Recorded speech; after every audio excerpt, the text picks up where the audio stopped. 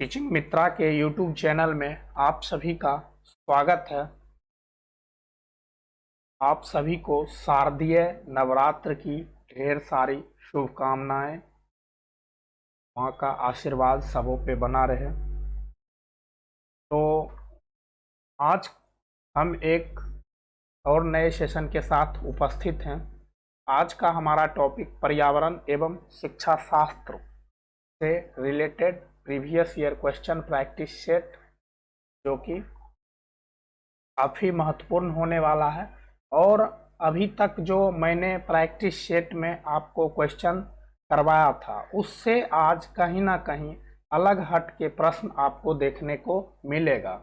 आज का जो हमारा शिफ्ट है वो 4 जनवरी 2022 को सीटेट में ऑनलाइन एग्जाम में पूछा गया यह क्वेश्चन है। आज का हमारा प्रैक्टिस सेट नंबर 14 है। इससे पहले हम 13 सेट करवा चुके हैं। आप हमारे प्ले लिस्ट में जाकर जीडीपी, ईवीएस, मैथ, इन सभी का प्रीवियस ईयर क्वेश्चन वहां से आप देख सकते हैं। इसके साथ ही साथ जीडीपी का कंप्लीट क्लास चल रहा है, जो कि अभी तक मैंने ग्रोथ एंड डेवलपमेंट से रिलेटेड 4 वीडियो अपलोड कर चुका हूं, जो आपके सीटेट दिसंबर 2022 में जो आपकी एग्ज़ाम होगी उसके लिए वो काफ़ी महत्वपूर्ण होने वाला है। तो आपको मैं इस वीडियो के डिस्क्रिप्शन में उसका लिंक दे दूंगा, आप वहां से भी देख सकते हैं। और हमारे प्ले लिस्ट में जाकर आप वहां से भी पिछली सभी वीडियो को देख सकते हैं।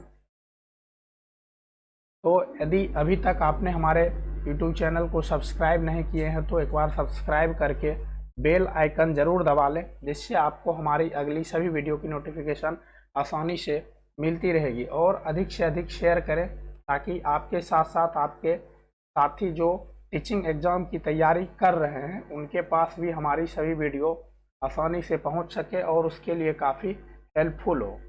और यदि कोई प्रश्न हो आपके मन में सीटेट को लेकर तो आप हमें कमेंट सेक्शन में कमेंट कर सकते हैं, या फिर हमारे चैनल के इस ईमेल आईडी पे आप हमें मेल कर सकते हैं। मैं आपके सवाल का जवाब देने का प्रयास करूंगा। तो चलिए देखते हैं आज का क्वेश्चन नंबर 1 है, मगरमच्छ मुख्य रूप से शिकारियों द्वारा मारे जाते हैं।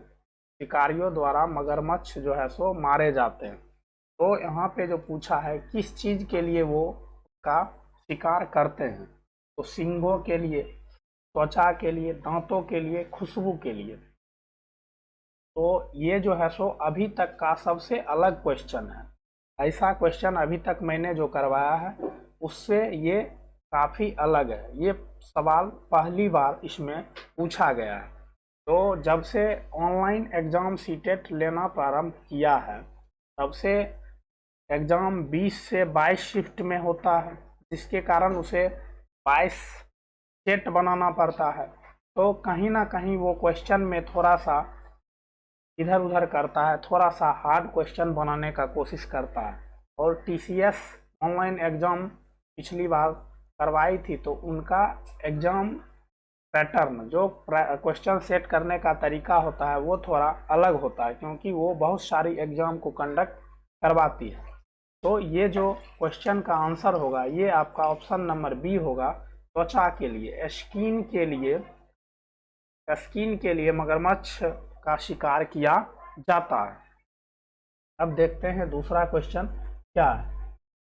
बोरा चिपचिपे चावल की एक सामान्य किस्म है। यह भी आपके शिफ्ट में आया हुआ है और न्यू क्वेश्चन है। ऐसा क्वेश्चन पहली बार देखने को मिला है। बोरा चिपचिपे चावल की एक सामान्य किस्म है, यह मुख्य रूप से पाया जाता है। तो यह कहाँ पाया जाता है ये आपसे पूछा है। तो यह जो है सो असम में पाया जाता है। बोरा जो चिपचिपे चावल की एक किस्म होती है। अब अगला देखते हैं। अगला है, सर्दियों में दादी अक्सर निम्नलिखित के घोल से त्वचा को रूखेपन से बचाने के लिए उपयोग करती है। ये पुराने ज़माने के टेक्निक हैं। आजकल तो विभिन्न प्रकार के वैसलीन प्रयोग में लाए जाते हैं। तो यह जो है सो सर्दियों में दादी अक्सर निम्नलिखित के घोल से त्वचा के रूखेपन को बचाने के लिए उपयोग करती है। तो पहला ऑप्शन है गुलाब जल और आसुत जल। दूसरा ऑप्शन है गुलाब जल, ग्लिसरीन और नींबू का रस। तीसरा है नींबू का रस और दूध। चौथा है गुलाब जल और सिरका। तो यहाँ पर जो आपका ऑप्शन होगा वो होगा गुलाब जल, ग्लिसरीन और नींबू का रस। आप जो वैसलीन यूज करते हैं उसमें भी ग्लिसरीन और गुलाब जल दोनों का कॉम्बिनेशन मिलाया जाता है, जो कि सर्दियों में यूज किया जाता है, जिसे कि बॉडी लोशन बोला जाता है। आजकल इसका उपयोग करते हैं, लेकिन पुराने ज़माने में जो है सो गुलाब जल, ग्लिसरीन और नींबू का रस का उपयोग किया जाता था। अब अगला है ट्रेन टिकट पर PNR। ट्रेन का जब आप टिकट बनाते हैं तो आपको एक PNR नंबर मिलता है, जो कि 10 डिजिट का होता है। 10 डिजिट का होता है PNR नंबर।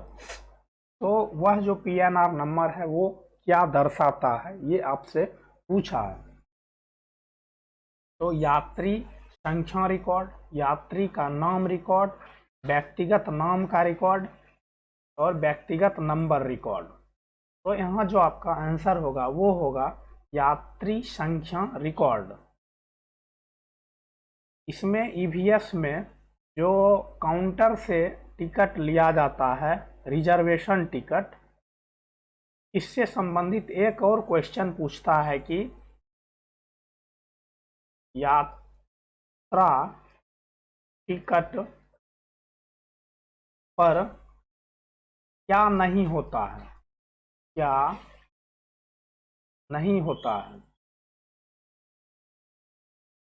रिजर्वेशन जो टिकट होता है, रिजर्वेशन जो टिकट होता है उसमें क्या नहीं होता है, ये क्वेश्चन पूछता है। तो आपको उसमें PNR नंबर रहता है, आपका बर्थ संख्या रहता है, ट्रेन नंबर रहता है, बोर्डिंग स्टेशन रहता है और बोर्डिंग टाइम रहता है, डिपार्चर, सारा कुछ रहता है। लेकिन यात्री का जो नाम रहता है, यात्री का नाम वो नहीं रहता है। जब आप काउंटर से रिजर्वेशन टिकट लेते हैं तो उस पर यात्री का नाम नहीं होता है। ये क्वेश्चन सीटेट में कई बार पूछा जा चुका है।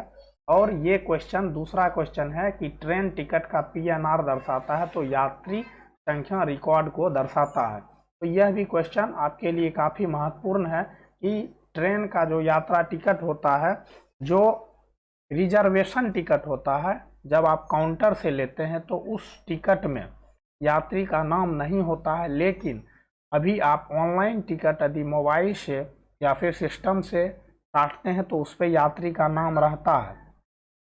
लेकिन जो काउंटर से वही रिजर्वेशन टिकट कटाया जाता है उस पर यात्री का नाम नहीं रहता है। ये क्वेश्चन आपसे पूछा गया है। ये NCERT में इस टिकट का पूरा वर्णन दिया गया है, आप वहां से देख सकते हैं। तो है मलयालम में माँ की बड़ी बहन को कहा जाता है। तो मलयालम जो है उसमें माँ की बड़ी बहन को क्या कहा जाता है, तो वहाँ जो है माँ की बड़ी बहन को बल्लीयम्मा कहा जाता है। अब है निम्नलिखित में से कौन सा एक स्थान केरल में है। तो केरल में कौन सा एक स्थान है ये आपसे पूछा है। देखिए यह भी काफ़ी अलग क्वेश्चन है, क्योंकि आपको सभी जगह के कुछ प्रमुख डिस्ट्रिक्ट भी याद रखने हैं। कब क्या पूछ लेगा ये समझ से परे होता है। थोड़ा सा 2-4 क्वेश्चन जो है सो हार्ड बनाया जाता है शिफ्ट में। और जब से ऑनलाइन एग्ज़ाम प्रारंभ हुआ है तब से ये सारी समस्याएं देखने को मिल रही है। तो निम्नलिखित में से कौन सा एक स्थान केरल में है? तो वलसाड जो है ये गुजरात में है। कोझिकोड यही जो है सो ये केरल में है। कोझिकोड जो है ये केरल में है। उडुपी, उडुपी एक जिला है जो कि कर्नाटक में है। कर्नाटक में है उडुपी जिला। और मालाखेड़ा, मालाखेड़ा भी एक जिला है जो कि राजस्थान में है। राजस्थान में मालाखेड़ा एक जिला है। तो आज का जो शिफ्ट है इसमें बहुत सारा अलग क्वेश्चन को इसमें शामिल किया गया था आज के शिफ्ट में। तो यदि आपको यह सेशन अच्छा लगता है तो आप एक बार लाइक और शेयर जरूर कर दीजिएगा। अब है गांव का नाम, वहां उगने वाली कई खेजरी, खेजरी यहाँ पे पेड़ों के कारण होगा, पेड़ों के कारण पड़ा। इस गांव के लोग पौधों, पेड़ों और जानवरों की बहुत देखभाल करते हैं। भारत में यह गांव है। तो यह खेजरी की बात की जाती है। खेजरी भारत के रेगिस्तान में पाया जाता है। तो यह स्वाभाविक है कि राजस्थान में पाया जाएगा। अब इसके बारे में और है कि यह रेगिस्तान में पाया जाता है। इसके लकड़ी में कीड़ा नहीं लगता, कीड़ा नहीं लगता है। उसके बाद इसकी जो है सो छाल, इसकी जो है सो छाल दवाई के रूप में उपयोग होती है। यह इसका जो है सो मुख्य प्रश्न आपसे पूछ सकता है। इसके अलावा इसे जो है सो कम पानी की आवश्यकता होती है। अर्थात यह रेगिस्तानी क्षेत्र में उगता है, यह रेगिस्तानी क्षेत्र में उगता है तो इसे कम पानी की आवश्यकता होगी। यदि इसे अधिक पानी की आवश्यकता होगी तो यह रेगिस्तानी क्षेत्र में रह ही नहीं पाएगा। रेगिस्तान में वही सभी जानवर और वही सभी पौधे उगते हैं जिसे कम पानी की आवश्यकता होती है, क्योंकि वहाँ पानी की कमी होती है। तो यहाँ पे आपका आंसर सी होगा। इसके साथ ही साथ ये सभी जो मैंने बताए हैं ये सभी सीटेट में पूछा हुआ क्वेश्चन है। यहाँ से आपको 4 नंबर का क्वेश्चन बनता है। 1 से 2 नंबर का क्वेश्चन आपको पूछ लिया जाएगा। काफ़ी बार पूछा जा चुका है खेजरी के बारे में। चलिए अब देखते हैं। हाथियों के झुंडों का मुखिया होता है। अब हाथी के बारे में कहा है कि हाथी के जो मुखिया होता है वह कौन होता है? तो हाथी का जो मुखिया होता है सबसे उम्रदराज मादा हाथी, जिसे कि हथिनी बोला जाता है। अब हाथी के बारे में हम कुछ जो की पॉइंट है वो आपको बताते चलते हैं। हाथी जो है सो हाथी यह जो है सो स्थल मंडल का सबसे बड़ा जानवर, यह स्थल मंडल का सबसे बड़ा जानवर है। इसकी आयु जो होती है इसकी वो 70 वर्ष होती है। उसके बाद यह एक दिन में 100 केजी प्लस घास और पत्तियां खाता है। उसके बाद यह जो है सो कीचड़ में खेलना पसंद करता है अपने शरीर को ठंडा रखने के लिए। अब है कि यह जब जन्म लेता है तो यह अपने हाथियों के झुंड में रहता है। हाथियों के झुंड में 10 से 12 हाथी का झुंड होता है। इसका जो नेता होता है वो सबसे उम्रदराज मादा हाथी होती है। उसके बाद यह जो है 14 से 15 साल बाद समूह या ग्रुप जो होता है उसे छोड़ देता है और हाथी का जो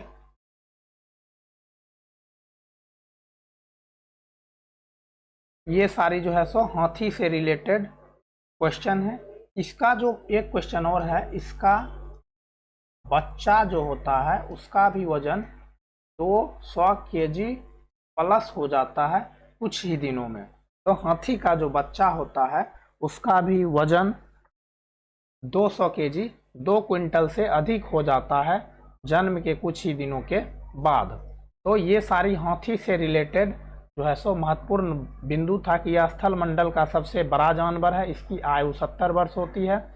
एक दिन में 100 kg प्लस घास और पत्तियां खाता है। कीचड़ में खेलना पसंद करता है। ये 10 से 12 हाथी के झुंड होता है और 14 से 15 साल बाद समूह या ग्रुप को यह छोड़ देता है। तो ये इससे रिलेटेड की पॉइंट थी। अब अगला प्रश्न को हम देखते हैं। मिट्टी के बर्तन जैसे कि खपरी जिसको बोलते हैं, सुराही बोलते हैं, उसके बाद हम दीपावली में यूज करते हैं दीपली बोलते हैं, चुक्का बोलते हैं। इस सब का जो उपयोग होता है मिट्टी के बर्तन को मजबूत कैसे बनाया जाता है? तो बेक करके, अर्थात सेकना, आग पर सेकना, जमने के द्वारा, भूनने से, जलने से। तो यहाँ पे आपका ऑप्शन ए होगा, बेक करने से अर्थात सेकने के द्वारा, आग पर सेकने से मिट्टी के बर्तनों को मजबूत बनाया जाता है। अब है पौधा का वह भाग जो दांत दर्द के उपचार के लिए उपयोग किया जाता है। तो वह कौन सा भाग है जो कि दांत दर्द के उपयोग के लिए उपचार होता है? तो लौंग का तेल, यह जो है सो दांत के दर्द के लिए उपयोग होता है। इसके अलावा हींग का चूर्ण भी दांत दर्द में उपयोग होता है। सौंफ जो है यह बदहजमी, अर्थात जब नहीं पचता है तो इसलिए आप रेस्टोरेंट में जब खाना खाने जाते हैं तो वहाँ पे उसके काउंटर पे जब आप बिलिंग कराते हैं तो वहाँ पे सौंफ और मिश्री रखा रहता है।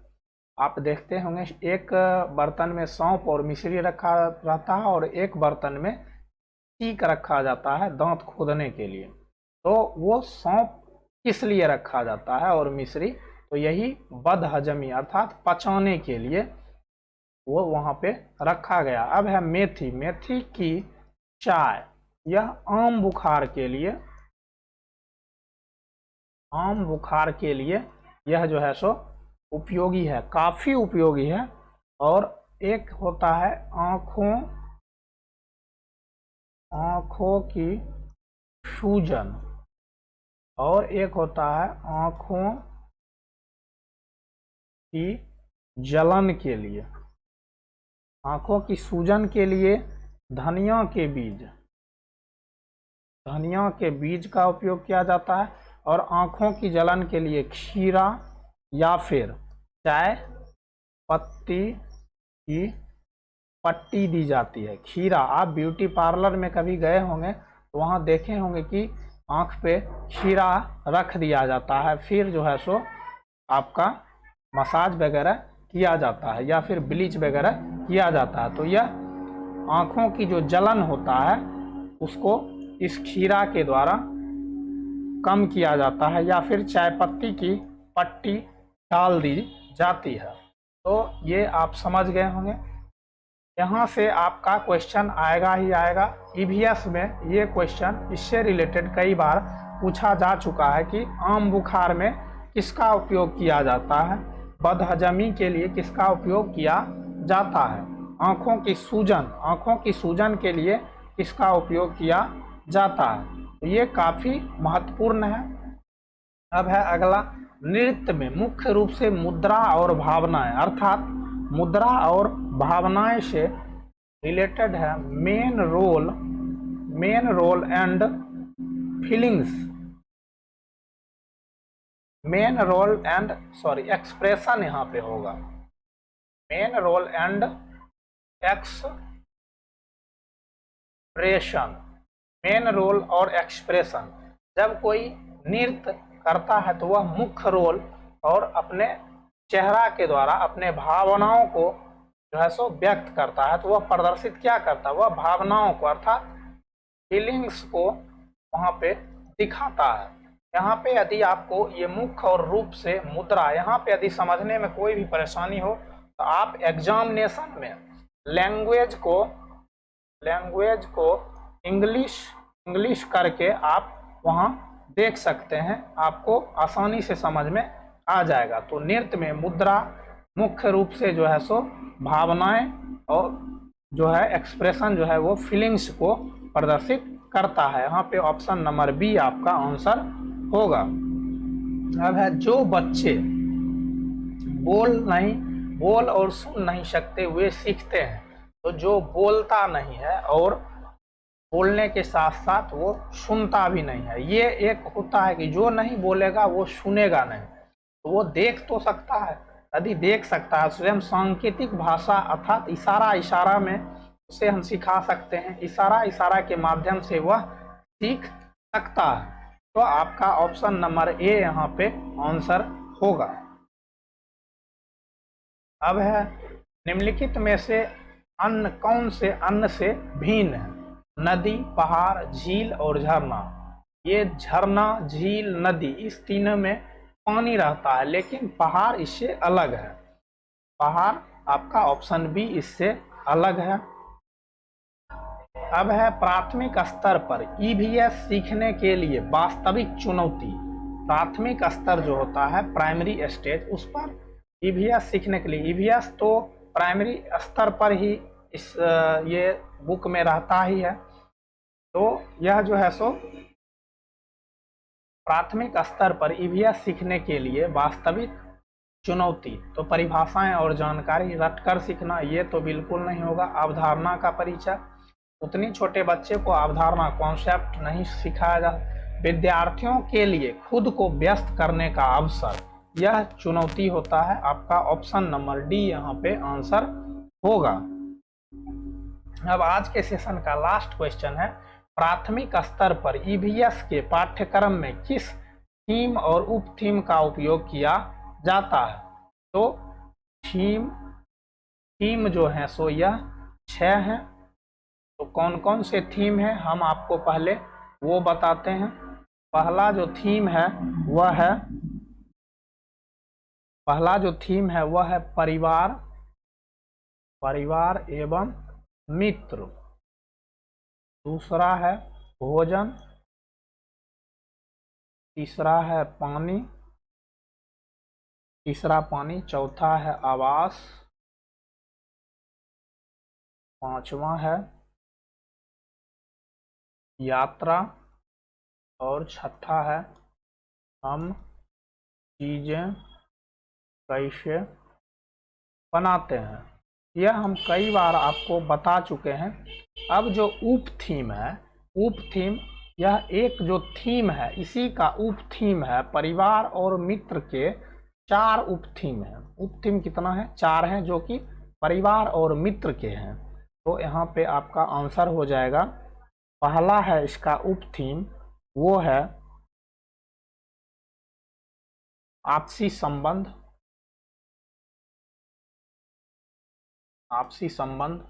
दूसरा है काम और खेल। तीसरा है यहाँ पे जानवर और चौथा है यहाँ पे पौधे। यह जो उप थीम है वो उप थीम जो है वह परिवार और मित्र इसके उप थीम है। तो यहाँ पे आपसे क्वेश्चन पूछा है कि प्राथमिक स्तर पर ईवीएस के पाठ्यक्रम में से किस थीम में उप थीम शामिल है। तो परिवार और मित्र दोस्त इसमें जो है सो उप थीम शामिल है। यहाँ पे आपका ऑप्शन नंबर ए आंसर होगा, जो कि काफ़ी महत्वपूर्ण है, VVI है। क्वेश्चन को थोड़ा टफ बनाया गया है। अधिकांशतः लोग सीधा लिखा देते हैं कि थीम 6 हैं और उप थीम 4 हैं, लेकिन वो ये नहीं बताते कि किस थीम का उप थीम है। तो परिवार और मित्र जो थीम है इसके 4 उप थीम हैं। तो आज के सेशन का जो है सो आंसर 15 क्वेश्चन का। तो यदि आप हमारे YouTube चैनल पे नए हैं तो एक बार सब्सक्राइब करके बेल आइकन ज़रूर दबा लें, जिससे आपको हमारी अगली सभी वीडियो की नोटिफिकेशन आसानी से मिलती रहेगी। और अधिक से अधिक शेयर करें ताकि आपके साथ साथ आपके दोस्तों तक भी जो भी टीचिंग एग्ज़ाम की तैयारी कर रहे हैं उन तक हमारी सभी वीडियो पहुंच सके। और लाइक ज़रूर करें। आज का सेशन आपको कैसा लगा आप हमें ज़रूर बताइएगा। हमारा YouTube चैनल टीचिंग मित्रा आपको पता ही है। यदि आपको जिद है शिक्षक बनने की कि इस बार शिक्षक बन जाए तो आज से और अभी से लग जाइए। यदि आपके मन में कोई भी सवाल हो सीटेट को लेकर हमें मेल कर सकते हैं। और अभी हमारा CDP EVS उसके अलावा मैथ का प्रीवियस ईयर जो ऑनलाइन एग्ज़ाम हुआ 2021 में उससे रिलेटेड वीडियो अपलोड हो चुका है। इसके अलावा CDP का कंप्लीट क्लास का वीडियो अपलोड हो चुका। आप हमारे प्लेलिस्ट में जाकर या फिर इस वीडियो के डिस्क्रिप्शन में लिंक दिया गया है, आप वहां से भी देख सकते हैं। तो चलिए आप सबों को एक बार फिर शारदीय नवरात्र की ढेर सारी शुभकामनाएं। तो मिलते हैं हम अगली वीडियो में, तब तक के लिए बाय बाय, टेक केयर।